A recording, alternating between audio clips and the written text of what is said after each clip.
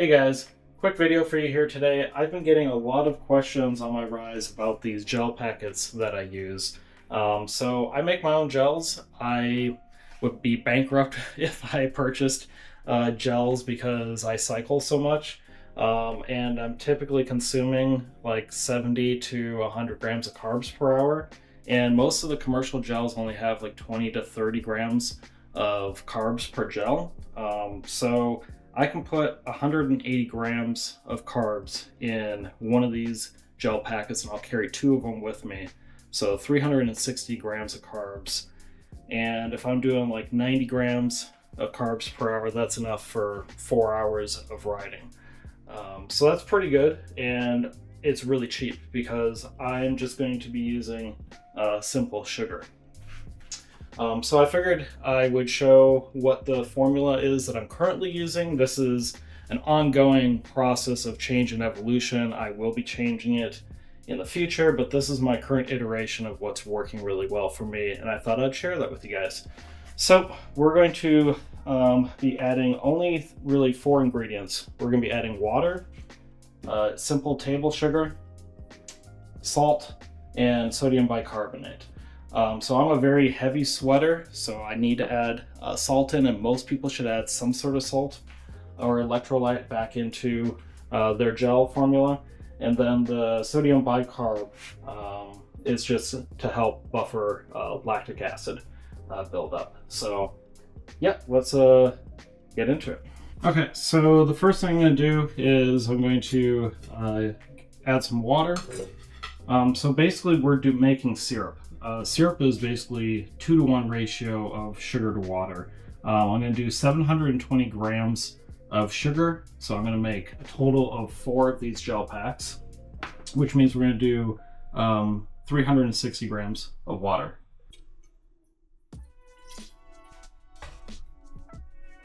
Okay, close enough, 366. All right, so we're going to start by adding the sodium bicarb and the salt to the pot first and dissolve that under low heat. So I'm using half of a teaspoon of the sodium bicarbonate, so that's about 1/8 of a teaspoon per 150 ml of gel. So that also means that this has about 160 milligrams of sodium in it, and we'll need to remember that number for when it comes to how much salt you want to add, because you're going to have to take into consideration that you're already adding some sodium with the sodium bicarbonate. So I'm a really heavy sweater, and I'm also a really salty sweater, and that means that I need about 1 gram to 1.5 grams of salt replacement every hour. And when taking into consideration the 160 mgs of sodium that we're going to be getting from the sodium bicarb that I just added, it works out to needing about 27 grams of salt in order to get that 1,500 milligrams of salt per hour replacement. If you need to adjust this, what I would suggest is just running this through like ChatGPT or DeepSeek. Just tell them how much sodium bicarb you added and how much salt replenishment per hour you want, and then multiply that based on your volume of the total gel you're going to make. That's essentially what I did. I checked it using my own calculations to make sure it was correct, and it seemed correct to me. So we're going to add 27 grams of salt. And it's a boatload of salt. So most of that there is salt. So we're going to go ahead and we're going to put this over low heat and get that dissolved. It's going to bubble a little bit because of the sodium bicarb, and we'll let it kind of degas itself before we add sugar. All right, so 720 grams of sugar. Just for a warning, even just looking at this makes me feel diabetic. It's a lot. It's a lot of sugar. But you know, you're burning this as fuel. You're not sitting on the couch and just sipping on sugar all day. So you're not going to become diabetic as a cyclist if you're consuming 100, 120 grams of sugar per hour. You will have elevated A1C levels because that's a measurement of how much your blood stream is like coming in contact with sugar over the course of time. And you're coming into contact with a lot of sugar if you are training and you're an athlete. And that's used as a diabetic like warning sign, like you're pre-type 2 diabetic or you're type 2 diabetic because there's too much sugar in your bloodstream. But we're using this as fuel. It's not just sitting around in our bloodstream as we sit on the couch. Or for people that have diabetes and actually can't remove the sugar from their bloodstream. We're not under that situation. We're just going to dissolve the salt first under low heat.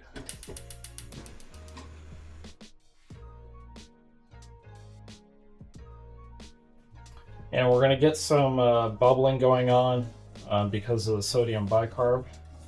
And that's all right. We'll let it bubble a little bit, degas itself, release some of that CO2 first. And then we're going to only bring this up to a warm temperature, not boiling, and then add the sugar. So there's two reasons why you might want to stick with the commercial gels.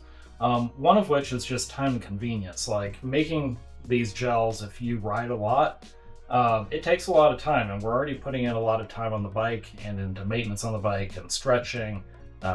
Hopefully we're stretching. I think a lot of us don't.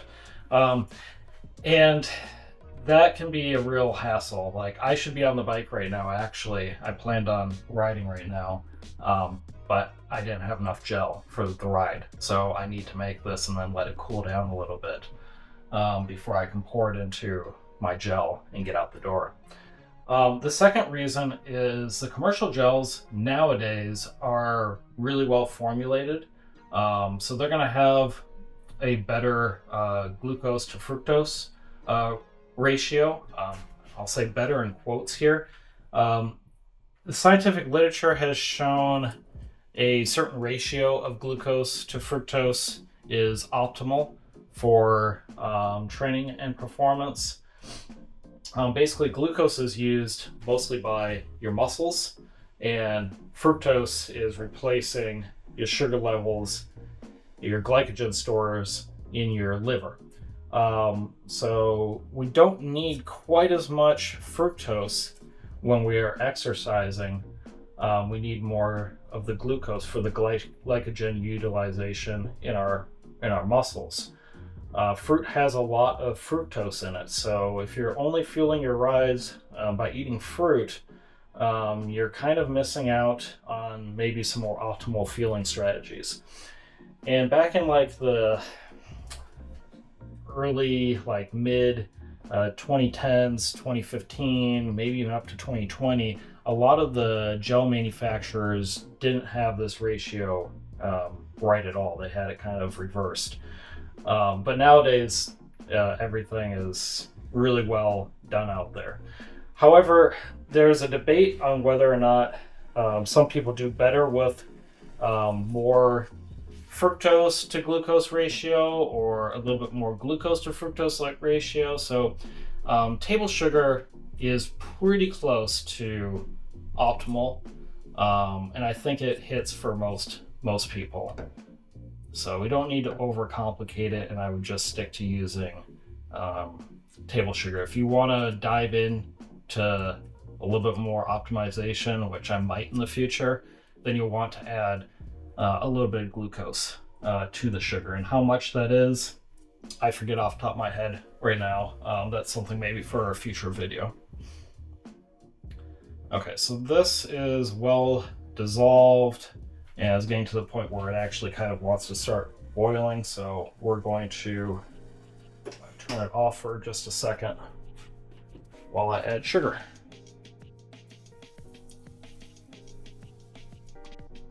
So we're going to turn fire back on, keep it fairly low, and we're just going to keep stirring Now, one problem that I have encountered with the gels is that if you make a big batch, like what I'm doing right here, it can sometimes crash out a solution and you'll end up with just a whole bunch of sugar at the bottom of one of the gels.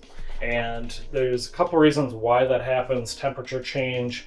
If I don't fully dissolve everything, you can get a little small piece of sugar for the rest of it to crystallize off of and crash out a solution. And then going in and out of the fridge. So if I take a gel out and I only use half of a gel on a ride, it's still good, and I stick it back in the fridge and then pull it back out again the next day, chances are some of it has crashed out at that point because I've changed the concentration. You can take that and you can add it back into a pot, put a little bit more water, stir it, and it'll dissolve again, which I end up having to do. Another way of solving that, which I haven't quite figured out yet, so I'm not going to show it in this video, but you can invert the sugar, and basically that's referring to breaking the bond between the glucose and the fructose in the table sugar, and that will stabilize the solution. You can also add a little bit of honey. In order to invert the sugar, you have to add a little bit of acid. So citric acid is best, something from lime or lemon juice, or just pure citric acid. I was using vinegar, which I don't recommend. Even adding a little bit into this, it tastes disgusting. But the issue is, because I'm adding sodium bicarb, if I add an acid to invert the sugar to stabilize the solution, I'm questioning whether or not I'm actually getting the benefit then of the sodium bicarb, because you're changing the pH around. So I haven't dug into the literature enough or taken enough time to really think through that to see if that's an issue or how to overcome it. And that's another thing, the commercial gels, they are buffered properly. They're not going to crash out a solution. And some of them might have sodium bicarb in it, although the gels, last time I was using them, they didn't have it in it. That might have changed in the past year or two, though. Now I'm going to let that come to a little bit of a higher temperature here, and a little bit of a boil, and it will clear up the solution a bit.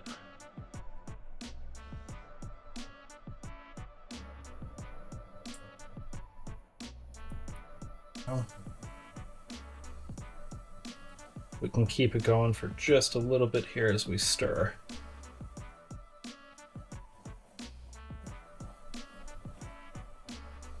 Okay, that should do it. And then you'll see we're no longer quite as murky. We definitely have a color and tinge, but we're not as murky. Okay, so that's it. We just need to let that cool down a little bit, and then we can pour it into the gel flask. The ingredients and the directions for this are all down in the description, and I'll try to put a link for where I found these gel flasks in the description as well. If I can find them on Amazon, I'll put it there. I found these on Temu when I was in the US, and Taobao when I've been here in China. Real cheap, real great. They've held up really well so far. So one disclaimer and warning is, if you guys are really particular about your flavors, this might not be for you. This is basically syrup, so it's highly sugary, highly thick, and then with adding the salt, especially the level of salt that I just added into this for myself, it's very salty as well. I don't have a problem with it. I'm also not too particular. The only time I've had an issue was when I added vinegar into it in order to try to help stabilize it. And that was a completely failed experiment. I didn't add very much, but it was absolutely disgusting. And actually, one of the past videos where I did the Miaofeng ride with my buddies, that was the solution I had with me. It was the vinegar solution, and I was struggling in more than one way that day. It was very hard to consume that liquid, but I managed to do it. So I don't recommend vinegar. If you need to, add a little bit of lemon concentrate. That should help. That's what I used to do before making gels. I used to do bottles, and I would add about 90 grams per bottle of sugar, and then add a little bit of lemon concentrate, a little bit of salt, and you basically have a really, really sweet lemonade. Worked out fine for me. I guess I like sweet things. But as summer approaches here, and let's be honest, we really are in summer now, I need 2 bottles of water with nothing in it in order to hydrate during the ride. I can't do even adding a little bit of salt in it to get some salt replenishment. I can't even do that. It makes me more and more and more thirsty. So having my fuel separated from my bottles is why I go this route, and I don't use like a carb mix into my bottle. Although that's a great way to get a lot of carbs, I just can't do it. I need the pure water for my rides. So if you're like me in that sense and you don't want to spend a fortune on gels, highly recommend doing something like this. If you go this way and you find another ingredients to add or another way of keeping it stabilized, like, please let me know down in the comments. I would love for more input if anyone else has input.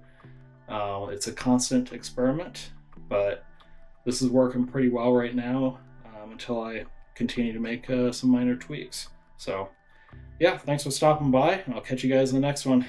See ya.